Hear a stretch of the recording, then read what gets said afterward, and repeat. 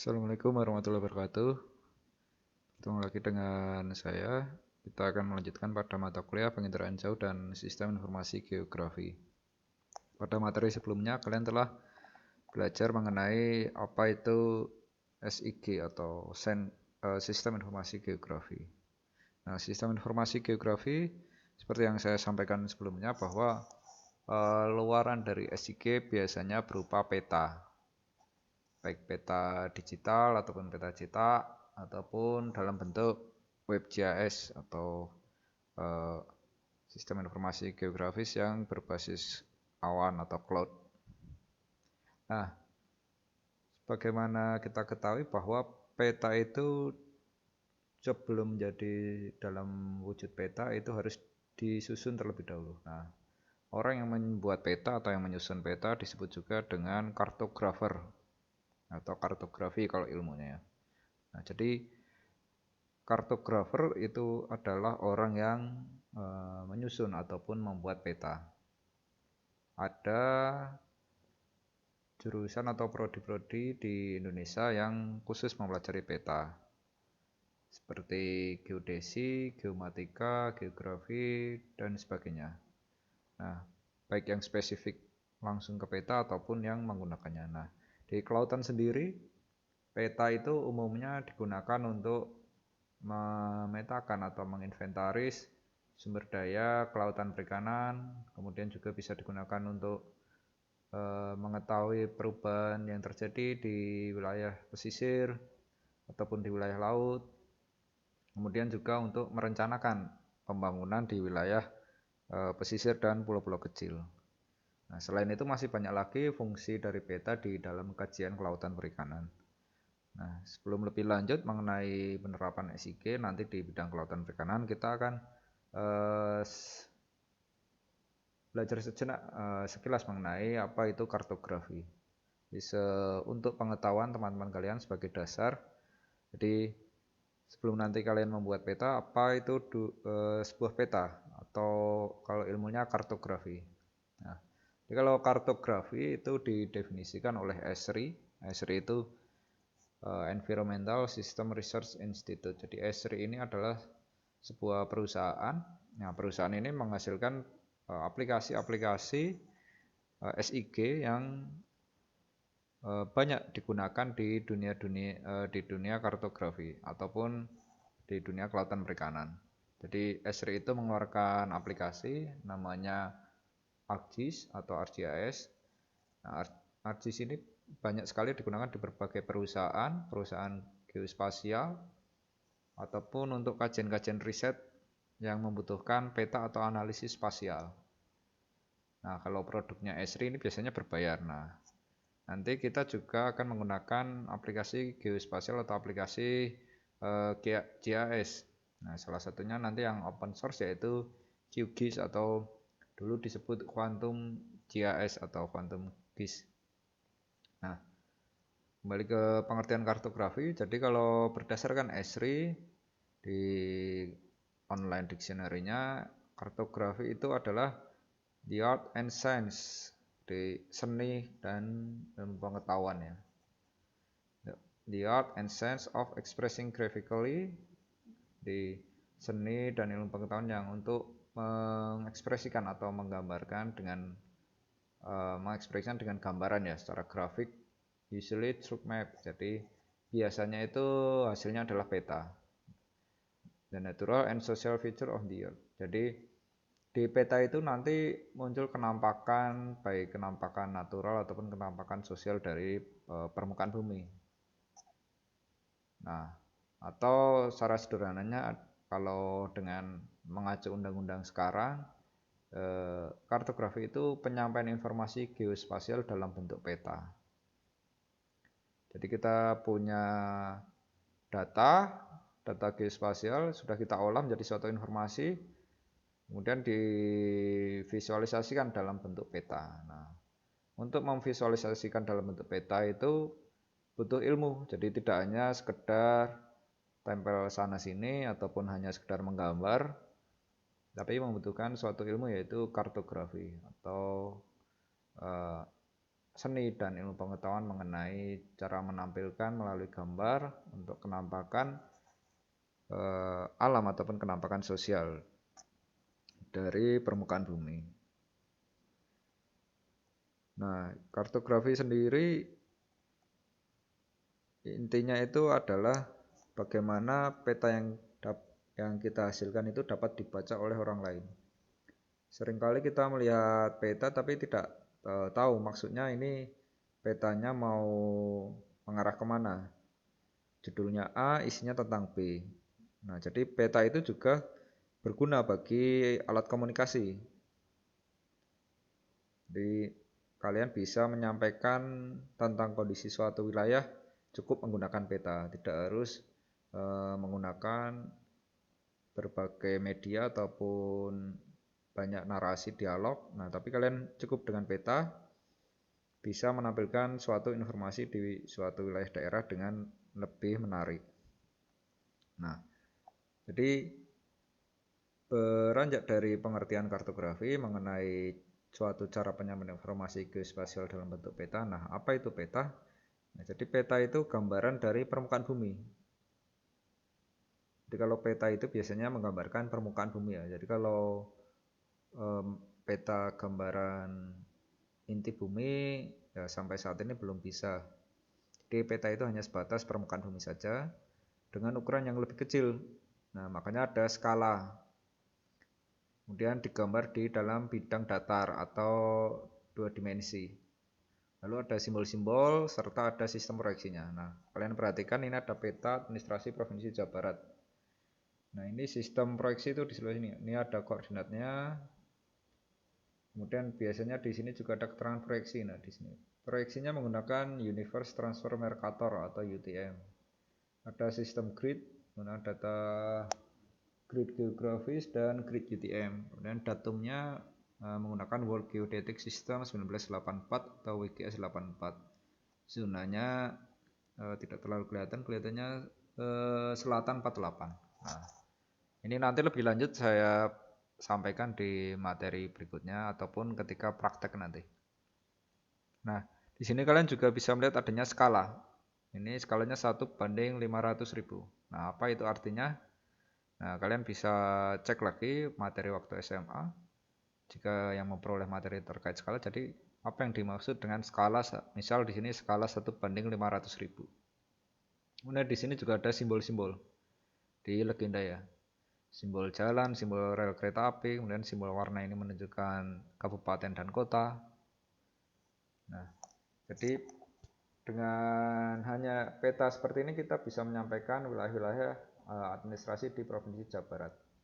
Kalau ini hanya ditampilkan dalam bentuk tabel, misal tulisan tabel kabupaten dan kota di Provinsi Jawa Barat 1, 2, 3, 4, 5, 6 ini.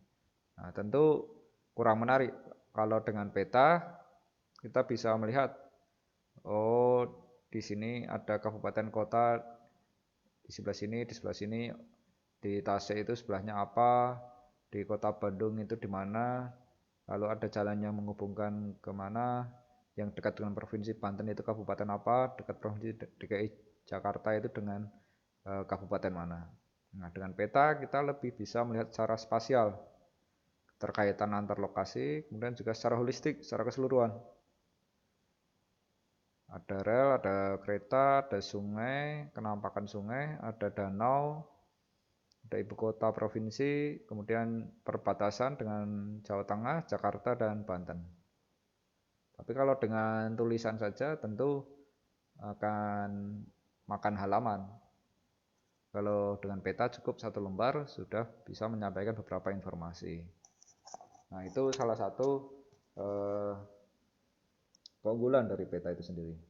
Makanya peta itu paling tidak ada beberapa kriteria. Nah, pertama, peta itu harus berisi suatu informasi. Jadi kalau peta hanya sekedar gambar, tidak ada informasi yang disampaikan, berarti bukan peta. Makanya ada semacam guyonan atau plesetan GIS itu atau GIS itu gambarnya indah sekali karena terkadang peta yang kita hasilkan itu hanya terlihat indah saja gambarnya, tapi tidak ada informasi yang berarti atau bahkan tidak ada sama sekali. Jadi hanya gambarnya saja yang bagus, tapi tidak ada informasi. Jadi jangan sampai seperti itu. Peta yang dibikin harus menunjukkan suatu informasi. Nah, informasinya tentu saja ditampilkan dalam bentuk gambar.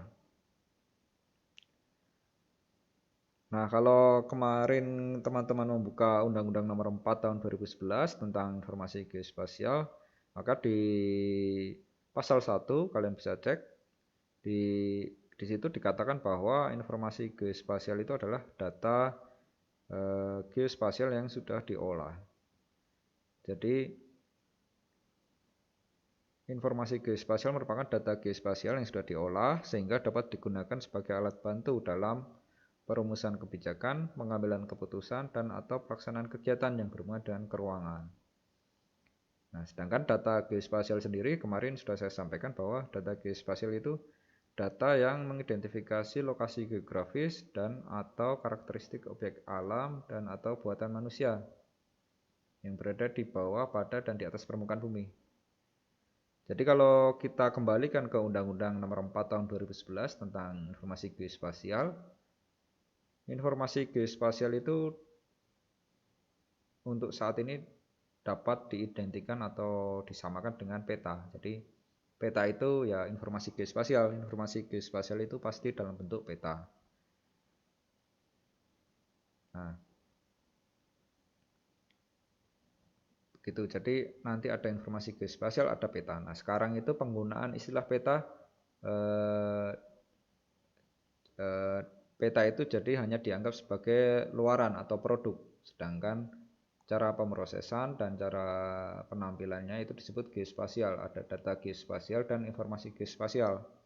Nah, peta itu salah satu informasi geospasial. Jadi bisa disamakan ataupun bisa diidentikan bahwa informasi geospasial itu merupakan peta.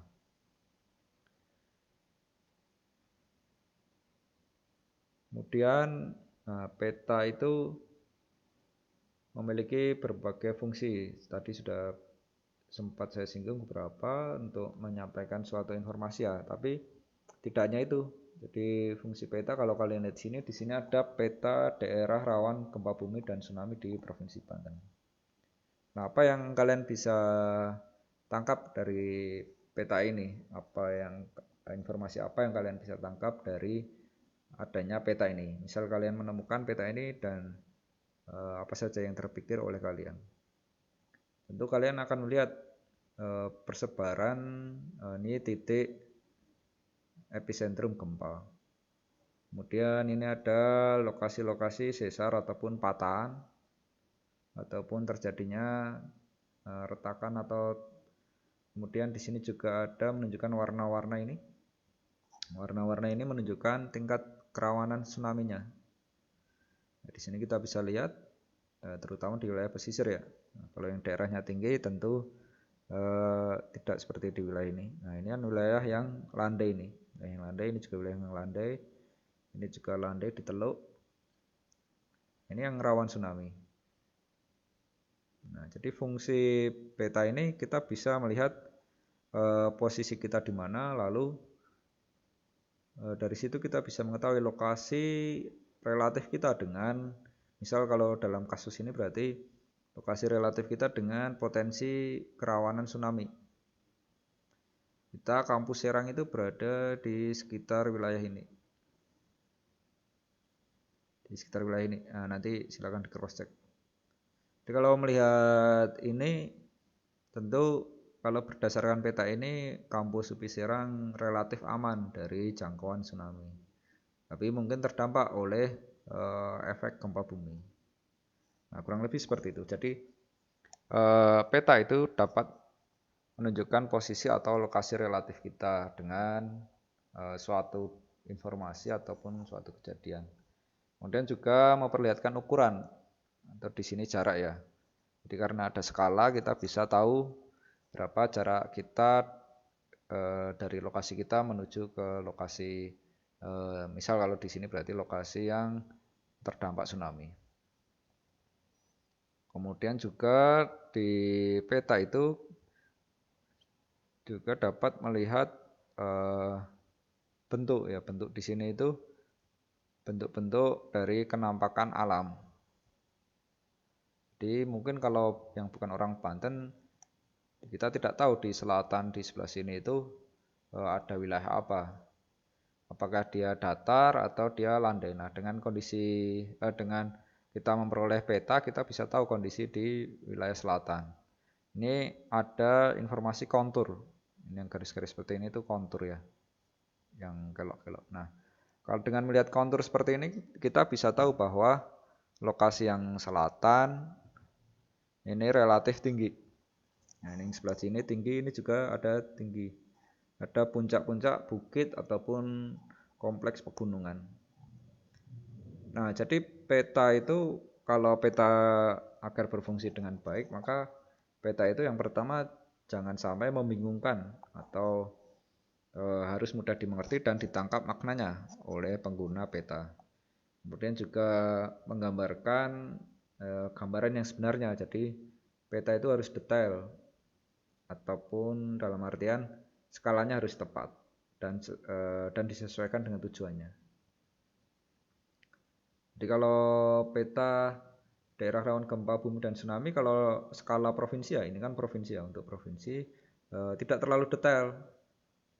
Jadi ini mungkin kalau didetailkan kembali untuk khusus ujung kulon saja, mungkin akan mengalami perbedaan tingkat kerawanan gempa bumi dan tsunami-nya. Jadi semakin petanya itu semakin detail, maka skalanya pun semakin besar. Ini kalau ini skalanya kecil ya, karena untuk luas provinsi. Kemudian juga yang terakhir, peta itu tentu harus menarik. Jadi karena itu gambar ya, jadi harus menarik.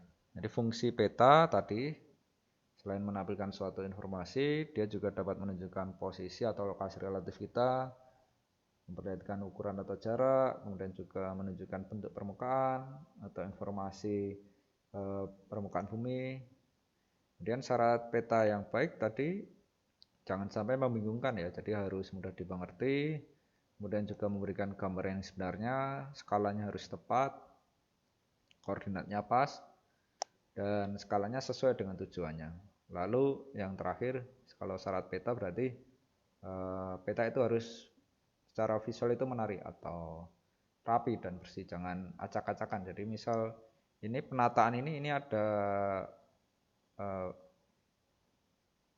pertimbangannya. Jadi ini misal ini logo ini kita taruh di sini ya biar besar. Nanti akan menutupi info keberadaan gempa bumi dan tsunami ini. Atau kalau kita letakkan legenda di sini, nah tentu akan menghalangi peta. Jadi ditata yang rapi, ini kan tulisan yang simbol persegi lalu lingkaran, yang garis di sebelah sini. Logo di atas, ini di center. Nah, ini termasuk layout atau penataan peta. Nah, ini juga termasuk kerapian dan keindahan dari suatu peta. Kemudian apa saja yang ada di dalam peta tadi sudah saya sempat singgung. Ada cultural feature atau fitur-fitur yang merupakan budaya atau hasil dari aktivitas manusia atau hasil dari perbuatan manusia yang menunjukkan perubahan dari alam. Itu seperti membuka jalan, danau buatan, bangunan, sungai, kontur, dan sebagainya. Lalu ada juga data-data numerik dan data fisik atau data-data abiotik ya. Jadi ada geologi, penggunaan lahan, land use, forestry, hutan, soil tanah, vegetasi, penutupan lahan, dan land cover. Di peta itu nanti kalian akan menemukan berbagai macam peta. Ada peta geologi, peta penggunaan lahan, peta jenis tanah, peta persebaran vegetasi, peta penutupan lahan, dan sebagainya. Jadi peta itu sangat beragam tergantung informasinya. Nah, Lalu bagaimana data-data itu ditampilkan ke dalam bentuk 2 dimensi. Tadi kan peta itu bentuknya seperti ini ya. Padahal kita tahu bahwa bumi itu bulat. Nah, kecuali kalau di sini ada teman-teman yang menganggap bumi itu datar ya. Jadi karena bumi itu bulat atau round ya. Kemudian kalau kalian punya globe globe bumi yang miniatur itu, yang global atau globe itu. Nah, itu bentuknya seperti itu. Sedangkan kita harus membuat peta dalam bentuk 2 dimensi, sedangkan bumi itu 3 dimensi atau berapa sekian dimensi. Tentu kalau kita buka, kita berarti harus dari bentuk lingkaran ini atau bentuk globe ya, atau bentuk bulat, telur bulat, kita harus menjadikannya ke dalam 2 dimensi. Nah, kita coba teman-teman bayangkan kalau kita makan jeruk itu kan seperti bumi. Nah, kita harus membuka kulitnya menjadi 2 dimensi. Nah, tentu akan berkelok-kelok ya. Ada yang cembung, ada yang cekung, ada yang terputus. Jadi kan susah. Itu kan melingkar ya, melingkar, membulat, lalu kita harus mendatarkan atau membuat ke dalam 2 dimensi. Jadi untuk peta itu kita membutuhkan permukaan yang datar, flat surface is needed. Here is a sphere, jadi tidak bulat tapi sphere ya. Sphere itu kutub-kutubnya memampat jadi oval ya, oval tapi yang di kutubnya itu memampat. It has to be developed into a flat surface. Jadi dari bentuk bumi yang sphere itu harus dibikin ke datar, flat. Nah, oleh karena itu bumi harus didatarkan, flatten out, atau di istilahnya kalau di dalam kartografi itu diproyeksikan. Jadi kalau teman-teman tadi mencoba makan jeruk lalu membuka kulitnya, tapi jangan sampai terpecah-pecah ya, masih utuh satu, itu pasti akan bervariasi seperti ini. Globe to flat surface pasti akan kesulitan. Nah, kesulitan-kesulitan itu dihindari dengan adanya proyeksi.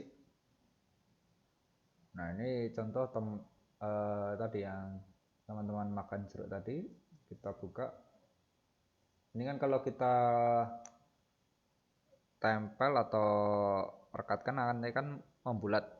Tapi kita harus membuat ke dalam bentuk 2 dimensi atau harus didatarkan.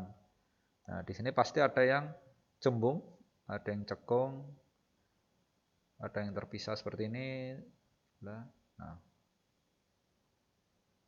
padahal peta tadi, syarat peta yang bagus kan harus bisa menampilkan jarak atau menampilkan gambaran yang sebenarnya. Nah, kalau dengan kondisi seperti ini tentu akan kesulitan. Berarti peta ideal itu bentuk yang diubah itu harus tetap. Jadi misal ini Afrika, ukurannya seperti ini, berarti Afrika nanti di peta juga harus seperti ini. Nanti tinggal diskalakan.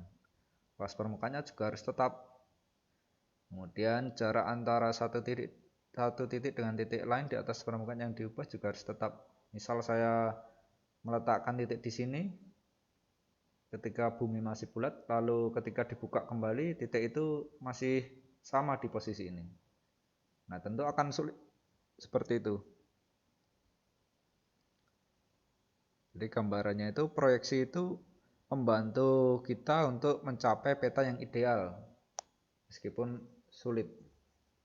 Jadi didekati dengan proyeksi karena peta itu 2 dimensi sedangkan bumi itu 3 dimensi atau lebih.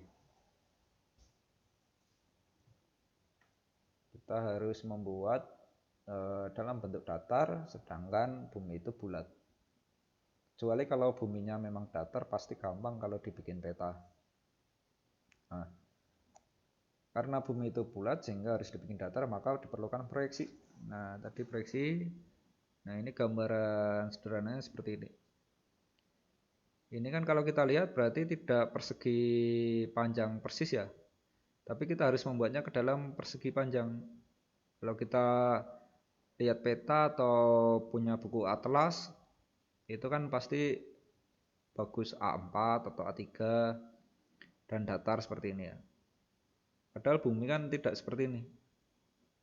Nah, akibatnya apa? Pasti ada distorsi atau pergeseran atau perubahan. Ini ke titik sini kan dekat, kalau ini ke sini kan lebih jauh. Tapi kalau di sini didatarkan, A ke B itu sama, C ke D itu sama. Dan horizontalnya, nah ini lebih dekat. Nah, kalau seperti ini kan lebih jauh dia. Nah, jadi yang peta ideal itu tidak mungkin akan terpenuhi. Tidak akan mungkin terpenuhi ya. Kalaupun terpenuhi salah satu, pasti yang lain tidak terpenuhi. Jadi dengan proyeksi itu kita mendekati peta ideal atau peta sempurna. Makanya diperlukan suatu proyeksi. Nah, proyeksi itu ada beberapa macam. Ada proyeksi bidang datar atau planar atau azimutal ya, bidang datar. Dan proyeksi cylindrical, tabung atau Mercator. Dan yang ketiga itu proyeksi kerucut. Nah, kalau proyeksi bidang datar, nah kalau kalian masih ingat yang dulu sempat heboh Flat Earth Society itu dengan mengambil gambaran bumi dari logo PBB. Nah, logo PBB itu menggunakan proyeksi bidang datar. Proyeksi bidang datar sehingga gambarannya akan terlihat di sini kan kutub dan sebagainya. Ini ada proyeksi tabung, ada proyeksi kerucut. Nah, masing-masing ada kekurangan kelemahan. Ini tergantung kebutuhan dan lokasi wilayah itu berada. Jadi kalau paling gampang atau paling enak itu memetakan wilayah di ekuator. Nah, makanya Indonesia itu termasuk mudah untuk dipetakan karena dia berada di wilayah ekuator. Sedangkan kalau di wilayah subtropis, nah ini kalau kalian bayangkan, ini kan kita di ekuator ini ya, di garis tengah ini ya. Di ekuator itu kan tidak terlalu mengalami pergeseran. Jadi mendekati datar, meskipun belum terlalu datar ya. Tapi lebih datar dibandingkan dengan wilayah subtropis, karena subtropis itu kan ke atasnya mulai mengerucut atau bawahnya melebar. Ataupun demikian kalau yang wilayah subtropis yang bagian selatan, yang bagian bawahnya mengerucut, sedangkan yang bagian atasnya melebar. Kemudian di wilayah ekuator kan lebih ini pas di tengah. Dan juga tidak terlalu, pergeserannya tidak terlalu tinggi. Nah, di GIS atau di dunia kartografi, begitu juga di Indonesia, umumnya yang sering dipakai itu adalah proyeksi silindris atau cylindrical atau proyeksi tabung atau Mercator. Nah, jadi anggapannya kalian membayangkan bumi itu dimasukkan ke dalam suatu tabung, lalu tabung itu nanti akan menampilkan gambaran-gambaran dari peta atau gambaran-gambaran dari setiap pulau. Nah, ini seperti yang teman-teman lihat kalau di buku atlas atau peta yang sekarang itu kebanyakan dalam menggunakan proyeksi tabung. Nah, proyeksi tabung ini makanya kalian dulu mungkin juga pernah mendengar bahwa Rusia itu ternyata tidak seluas seperti yang di peta. Begitu juga Amerika dan sebagainya. Nah, tentu itu kenapa? Karena secara proyeksi tadi dia berada di wilayah subtropis yang sudah mulai mengkerucut. Ujungnya harusnya kan jaraknya pendek, Tapi karena harus didatarkan, makanya jaraknya semakin melebar, sehingga kelihatan semakin besar. Nah, sedangkan wilayah aslinya tidak seperti yang kita lihat di dalam peta.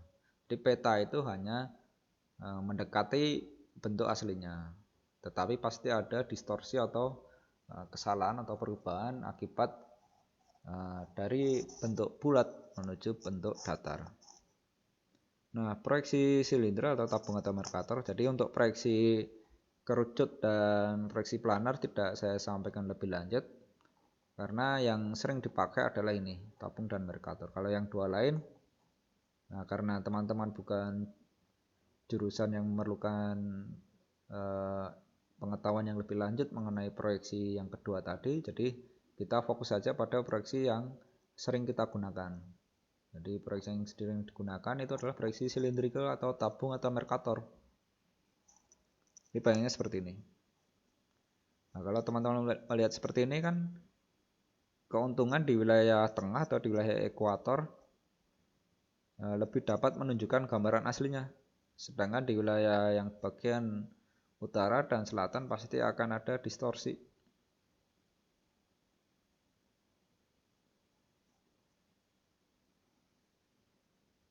Nah, dari proyeksi Mercator atau itu dikembangkan lebih lanjut, yaitu sistem proyeksi koordinat UTM atau Universal Transfer Mercator atau Universe Transfer Mercator. Nah, UTM ini dikembangkan oleh US Army. Ini memang untuk militer ya dulunya. Ini proyeksi itu dibuat dalam 60 zona. Setelah dibuat proyeksi silindris, kemudian bumi itu dibagi menjadi wilayah 60 zona. Setiap zonanya ini ada 61, 2, 3, 4, 5, 6. Nah, ini kalau untuk daerah ekuator ini cocok karena tidak terlalu mengalami pergeseran. Sedangkan kalau di wilayah ini cenderung mengalami pergeseran. Nah, kemudian kalau di wilayah tropis atau tadi ekuator ya, ini di sini ada beberapa zona. Nah, Indonesia itu berada di zona sekitar 45 hingga berapa ini? 54. Nah, ini nanti teman-teman itu akan sering menggunakan koordinat ini.